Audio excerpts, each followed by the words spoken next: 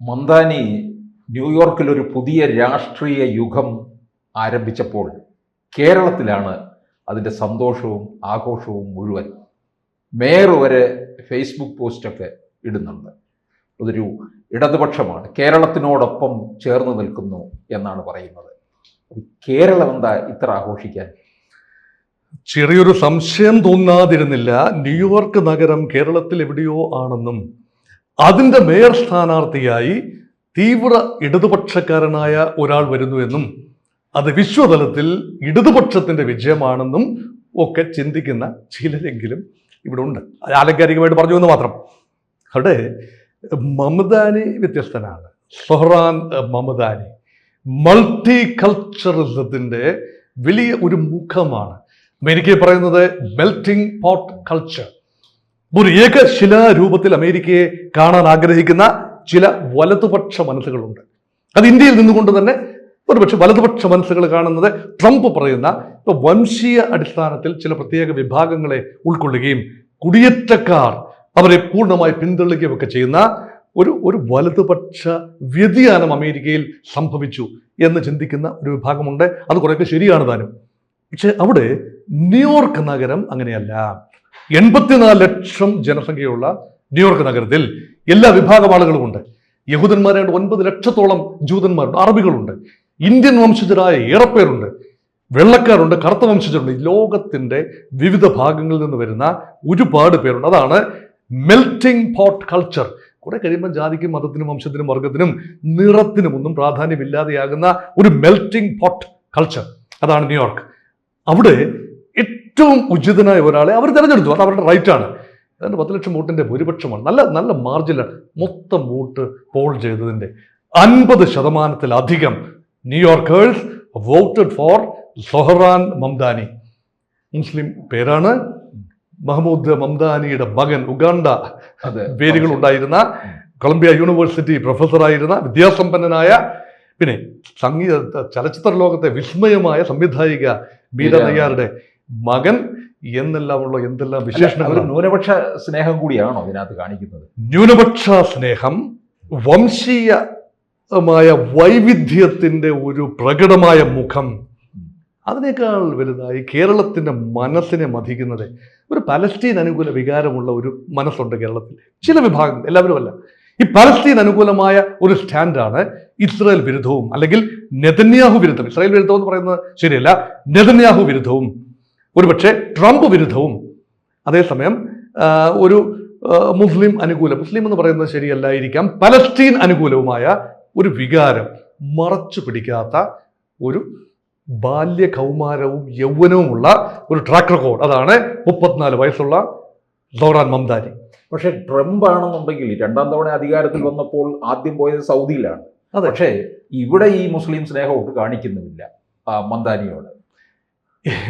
ഇല്ലേ, Saudi അറേബ്യയെ America മുസ്ലിം രാജ്യമായിട്ടാണ് കരുതിയതെന്ന് ആര് പറയുന്നു? പക്ക കച്ചവടം. അതെ, സൗദി അറേബ്യ വഹാബി മുസ്ലിം സ്വാധീനമുള്ള മേഖലയാണ്. പിന്നെ സൗദി റോയൽ ഫാമിലിയുടെ വലിയ രീതിയിലുള്ള ആസ്തികൾ അമേരിക്കയിൽ അവിടെ നിക്ഷേപിച്ചിട്ടുണ്ട്. അതൊക്കെ ഒരു വാസ്തവമായിരിക്കെ ബിസിനസ് ബന്ധങ്ങളാണ്. ട്രംപിന്റെ ഫാമിലിയുടെ ബിസിനസ് ബന്ധങ്ങൾ, അമേരിക്കയുടെ ബിസിനസ് പൊട്ടൻഷ്യൽ, അതുപോലെ അമേരിക്കയുടെ ആയുധ കച്ചവടം, ഇതെല്ലാം ഒരു മുസ്ലിം രാജ്യവുമായിട്ടാണ്. കാശുള്ളിടത്തല്ലേ കച്ചവടം നടത്താൻ പറ്റൂ. UAEയും സൗദിയും ഒക്കെ കഴിഞ്ഞിട്ടേ ഉള്ളൂ മധ്യപൗരസ്ത്യ പ്രദേശത്ത് മറ്റ് രാജ്യങ്ങൾ. അവരുടെ കയ്യിലാണ് പണമുള്ളത്. പണമുള്ളിടത്ത് തീർച്ചയായും അമേരിക്കയുടെ ശ്രദ്ധ പതിയും. കച്ചവട താല്പര്യമാണ്. ട്രംപിന്റെ നോട്ടമാണ്. ഇവിടെ തീർച്ചയായും മുസ്ലിം മതമല്ല ട്രംപിന്റെ വിഷയം യഥാർത്ഥത്തിൽ. പക്ഷെ മംദാനി വ്യത്യസ്തമായ ഒരു ചിന്ത കൊണ്ടുവരികയാണ്. ഒരു ഗ്രാസ് റൂട്ട് ലെവലിൽ ഒരു മംദാനിയുടെ ഒരു മോഡൽ എന്ന് പറയുന്നത് ഒരുപക്ഷെ ന്യൂയോർക്കേഴ്സിനെ അവരാഗ്രഹിച്ചിരുന്നൊരു മോഡലാണ്. ഇപ്പം ആൻഡ്രൂ കുവോമോ ജനകീയനായ ഒരാളാണ്, ഡെമോക്രാറ്റിക് പാർട്ടി നേതാവായിരുന്നു. ലൈംഗിക അപവാദത്തിൽ ആൻഡ്രൂ കുവോമോയ്ക്ക് മാറി നിൽക്കേണ്ടി വന്നു. അദ്ദേഹം സ്വതന്ത്രമായി മത്സരിക്കുന്നു. അതുകൊണ്ട് ഡെമോക്രാറ്റിക് പാർട്ടിയുടെ നറുക്ക് വീണത് മംദാനിക്കാണ്. ഡെമോക്രാറ്റിക് പാർട്ടി ഏത് കുറ്റിച്ചൂലിനെ നിർത്തിയാലും ന്യൂയോർക്കിൽ വിജയിച്ചു വരും 7 തരം. പക്ഷേ മംദാനെ എതിർത്തത് റിപ്പബ്ലിക്കൻസ് മാത്രമല്ല, കുവോമോ സ്വതന്ത്രനായി നിന്നുകൊണ്ട് അദ്ദേഹത്തിന് പിടിക്കാവുന്ന വോട്ടുകളും റിപ്പബ്ലിക്കൻ വോട്ടുകൾ പൂർണ്ണമായി മംദാനിക്കെതിരായി കുവോമോയ്ക്ക് വേണ്ടി ചെയ്യണമെന്ന് ട്രംപ് അവസാന നിമിഷം അഭ്യർത്ഥിച്ചു. പരസ്യമായിട്ട് തന്നെ ട്രൂത്ത് സോഷ്യലിലൂടെ അഭ്യർത്ഥിച്ചു. അപ്പോഴും അവസാനം റിപ്പബ്ലിക്കൻ പാർട്ടി കാൻഡിഡേറ്റ് കിട്ടിയത് കേവലം 7% വോട്ടാണ്. ഭൂരിപക്ഷം വോട്ടുകൾ 50% കൂടുതൽ വോട്ടുമായി സൊഹറാൻ മംദാനി ജയിച്ചു വന്നു എന്ന് പറയുമ്പോൾ ട്രംപിന്റെ മുഖത്ത് അടിയേറ്റതുപോലെയായി. കാരണം ട്രംപിസം അധികം മുന്നോട്ട് പോകുന്നില്ല. അത് മാത്രമല്ല, മറ്റ് തെരഞ്ഞെടുപ്പുകളിലും, മറ്റ് ഗവർണർ തെരഞ്ഞെടുപ്പുകൾ മറ്റ് സംസ്ഥാനങ്ങളിൽ 50 സംസ്ഥാനങ്ങളിൽ കൂടുതലും ഡെമോക്രാറ്റ് സ്റ്റേറ്റ്സാണ്, ബ്ലൂ സ്റ്റേറ്റ്സിലാണ് കൂടുതലും തെരഞ്ഞെടുപ്പുകൾ നടന്നത്. സ്വാഭാവികമായി ഡെമോക്രാറ്റ്സിന് എഡ്ജ് കിട്ടും. പക്ഷെ അവർ പ്രതീക്ഷിച്ചതിനേക്കാളും മെച്ചപ്പെട്ട ഒരു ട്രംപ് വിരുദ്ധത ആ തെരഞ്ഞെടുപ്പുകളിലെല്ലാം കാണാനുണ്ടായി. ഇത് ഇന്ത്യയിലെ BJP കാര്യമായ അഭിപ്രായമൊന്നും പറഞ്ഞിട്ടില്ല, കേന്ദ്ര സർക്കാർ കാര്യമായിട്ടൊന്നും മിണ്ടിയിട്ടില്ല.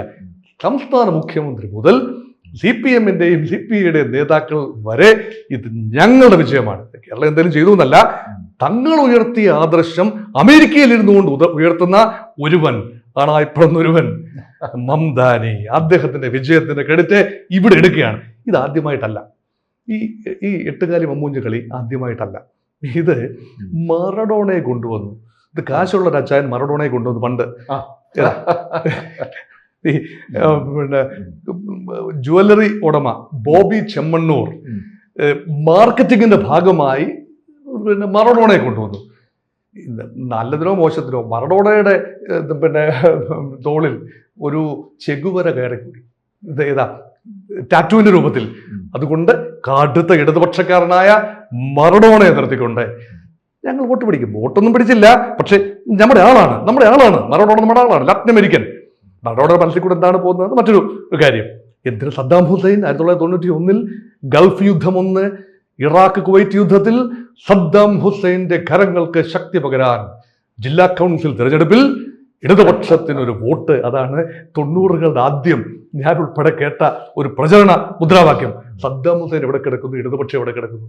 സദ്ദാം ഹുസൈന്റെ ബാത്ത് പാർട്ടി ഒരുപക്ഷെ സോഷ്യലിസ്റ്റ് കാഴ്ചപ്പാടുള്ള പാർട്ടിയാണ്, മംദാനിയും സോഷ്യലിസ്റ്റ് കാഴ്ചപ്പാടുള്ള പാർട്ടിയാണ്. ഒരുപക്ഷെ അമേരിക്കയിൽ സോഷ്യലിസ്റ്റ് എന്ന് പറഞ്ഞാൽ ഒരുപക്ഷെ അംഗീകരിക്കപ്പെടും, പക്ഷെ കമ്മ്യൂണിസ്റ്റ് എന്ന് പറഞ്ഞാൽ അധികം അംഗീകരിക്കപ്പെടില്ല. അതുകൊണ്ട് സോഷ്യലിസ്റ്റ് എന്നാണ് മംദാനി, ഡെമോക്രാറ്റിക് സോഷ്യലിസ്റ്റ് എന്നാണ് സ്വയം വിശേഷിപ്പിക്കുന്നത് സൊഹറാൻ മംദാനി. പക്ഷെ ട്രംപ് പറഞ്ഞു അല്ല, അദ്ദേഹം കാട്ട കമ്മ്യൂണിസ്റ്റാണ്, നിങ്ങൾ രാജ്യദ്രോഹപരമായ കാര്യമാണ് ചെയ്യുന്നത്. ഒരു കമ്മ്യൂണിസ്റ്റുകാരന് അധികാരം ന്യൂയോർക്കിൽ കൊടുത്താൽ ഞാൻ ഫെഡറൽ ഫണ്ടുകൾ ഉൾപ്പെടെ കട്ട് ചെയ്യും. അതങ്ങ് പള്ളി പറഞ്ഞാൽ മതി. അങ്ങനെ ഫെഡറൽ ഫണ്ടൊന്നും കട്ട് ചെയ്യാനുള്ള അവകാശമൊന്നും പ്രസിഡന്റ് എന്നുള്ള നിലയിൽ ട്രംപിനില്ല. അതൊരു ചെക്സ് ആൻഡ് ബാലൻസ് അനുസരിച്ച് അതൊക്കെ ഈവൻ ഔട്ട് ചെയ്തു പോകും, കോടതി ഇടപെടും, അങ്ങനെയുള്ള അവകാശമൊന്നുമില്ല. പക്ഷേ ന്യൂയോർക്കിനെ ചെറിയ തോതിൽ ബുദ്ധിമുട്ടിക്കാൻ ട്രംപിനും കഴിയും. മംദാനി എങ്ങനെ മുന്നോട്ട് പോകും? ഇവിടെയാണ് ഈ പറയുന്ന പ്രോമിസ്, വലിയ പ്രോമിസുകളാണ്. നോക്കൂ, എന്താണ് promise? Free electricity, free transportation, അത് മാത്രമല്ല ഭവനം. ഈ മോർഗേജ് വലിയൊരു വിഷയമാണ്, അതിന് വലിയ ഇളവുകളാണ് പിന്നെ മംദാനി വാഗ്ദാനം ചെയ്തിരിക്കുന്നത്. അതുപോലെ ഹൗസ് റെന്റ് ഇനി കൂട്ടാൻ പാടില്ല. അപ്പൊ ഹൗസ് ഓണേഴ്സിന് എന്ത് ചെയ്യും? അപ്പൊ ഇത് പ്രാവർത്തികമാക്കാൻ പറ്റുമോ? ഒരു ലിബറൽ രാജ്യമാണ്, കമ്പോള വ്യവസ്ഥയുള്ള രാജ്യമാണ്. ന്യൂയോർക്ക് ബിസിനസ് ക്യാപിറ്റൽ കൂടിയാണ് അമേരിക്കയുടെ. അപ്പം ന്യൂയോർക്ക് സ്റ്റോക്ക് എക്സ്ചേഞ്ച് ഉൾപ്പെടെയുള്ള വിഖ്യാതമായ സ്ഥലങ്ങളുള്ള വേൾഡ് ട്രേഡ് സെന്റർ ഉൾപ്പെടെ ഇരുന്ന സ്ഥലമാണ്.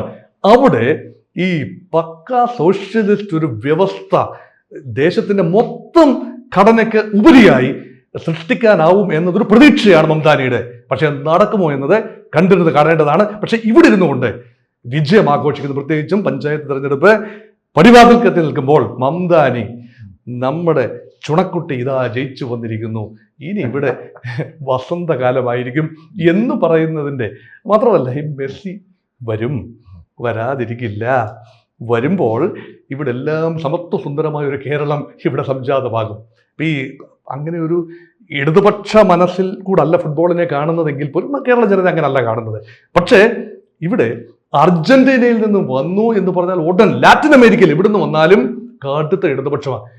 അർജന്റീനയിൽ പലപ്പോഴും അങ്ങനെയുള്ള ഇടതുപക്ഷം അല്ല എന്ന് ഓർക്കണം. പാലസ്തീൻ കേസിൽ അർജന്റീന എന്ന രാജ്യമാണ് പാലസ്തീൻ കോൾസിന് എതിരായി ഐക്യരാഷ്ട്ര സംഘടനയിൽ വോട്ട് ചെയ്ത അപൂർവം 11 രാജ്യങ്ങളിൽ ഒന്ന് എന്ന് ഓർക്കണം, അമേരിക്കയുടെ ഒപ്പം ചേർന്ന് നിൽക്കുക. അപ്പൊ പിന്നെ അർജന്റീനയിൽ നിന്ന് വരുന്ന ആളുകളെല്ലാം തന്നെ പാലസ്തീൻ കോസിനോടൊപ്പമാണ് എന്ന് പറയുന്നതിന്റെ സാങ്കത്യം എന്താണ്? അപ്പം അർത്ഥസത്യങ്ങളും അസത്യങ്ങളും ഭാഗികമായ ചില കാര്യങ്ങളും എല്ലാം മനസ്സിൽ വെച്ചുകൊണ്ട് ലാറ്റിൻ അമേരിക്കയെ ഞങ്ങൾ ഇങ്ങെടുക്കുകയാണ് മനസ്സിലേക്ക്. കാരണം ലാറ്റിൻ അമേരിക്കയാണല്ലോ സോഷ്യലിസ്റ്റ് സ്വർഗം. അങ്ങനെ പറയുന്നത് കൊണ്ട് ഫുട്ബോൾ പ്രേമികളായ ചിലരുടെയും മെസ്സി പ്രേമികളായ ചിലരുടെയും മറഡോണ പ്രേമികളായ ചിലരുടെയും ഇപ്പോൾ ഇതാ അമേരിക്കയിലെ സൊഹറാൻ മംദാനിയെ വലിയ വീരനായകനായി കാണുന്ന ചില മലയാളികളുടെയും ഒക്കെ വോട്ട് ഞങ്ങളുടെ പെട്ടിയിൽ വീഴുമെന്ന ഒരു ചിന്ത. അത് കൗതുകരമായ ഒരു ചിന്തയായതുകൊണ്ട് മറ്റാരും എപ്പോഴും സൊഹറാനിയുടെ വിജയം അംഗീകരിക്കപ്പെടേണ്ടതാണ്.